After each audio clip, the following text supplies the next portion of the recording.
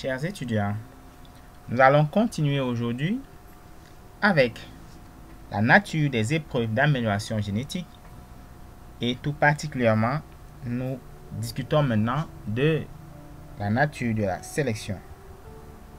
Alors, notons que nous sommes à l'étape 5 de notre programme d'amélioration génétique. Bien, expliquons à présent le principe de la sélection. Nous avons en face de nous un diagramme qui décrit ou du moins définit comment s'opère une sélection. Alors, si nous considérons ce repère,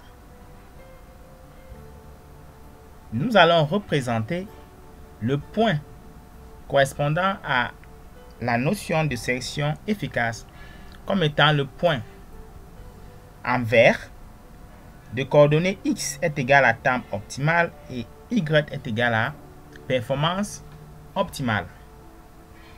Donc, pour sélectionner, ce qu'il faut faire, c'est bien évidemment retenir les meilleurs candidats et ensuite les reproduire et noter le progrès jusqu'à ce qu'on atteigne un plateau.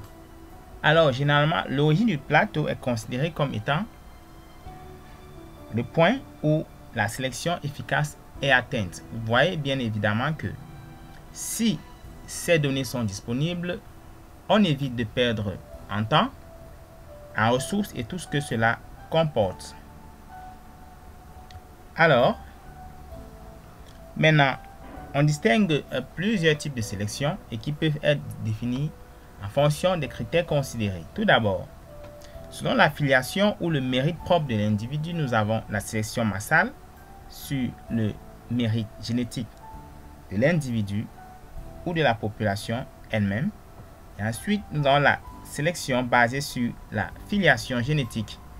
Et ici, nous avons trois modalités ou variantes, à savoir ascendante basée sur la performance des parents, descendante basée sur la performance de la progéniture et sur collatérale basée sur les performances des pleins frères, demi-frères ou sœurs.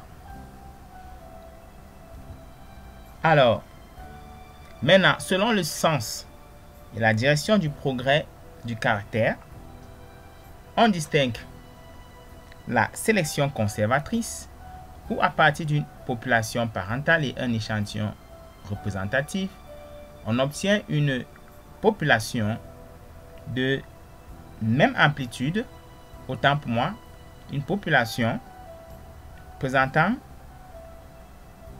le même écart de performance mais avec une amplitude un peu plus élevée.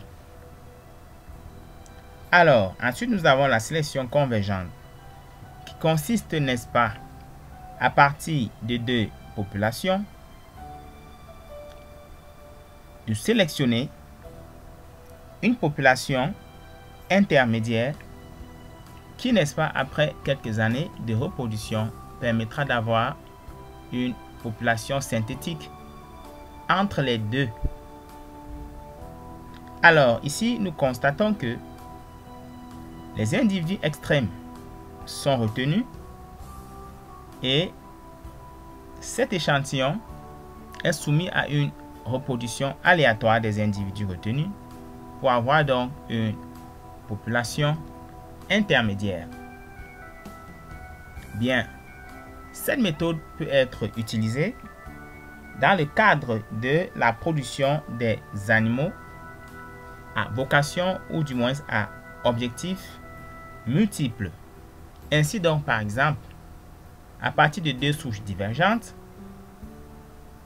on peut avoir une souche mixte.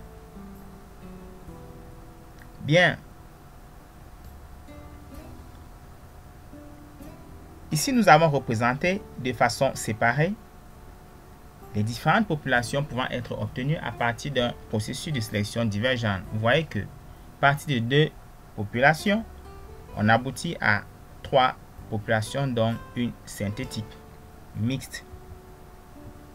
Bien, L'autre type de sélection, en fonction de la direction du progrès obtenu, est la sélection divergente, où nous voyons très bien deux sous-populations obtenues par sélection des extrêmes à partir d'une seule population.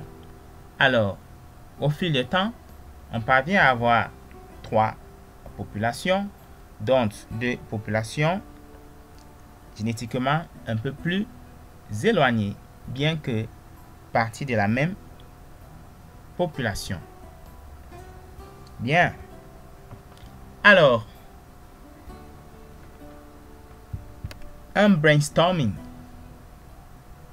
Vous allez, chers étudiants, essayer d'expliquer à votre camarade, avec des exemples concrets connus en élevage, des cas précis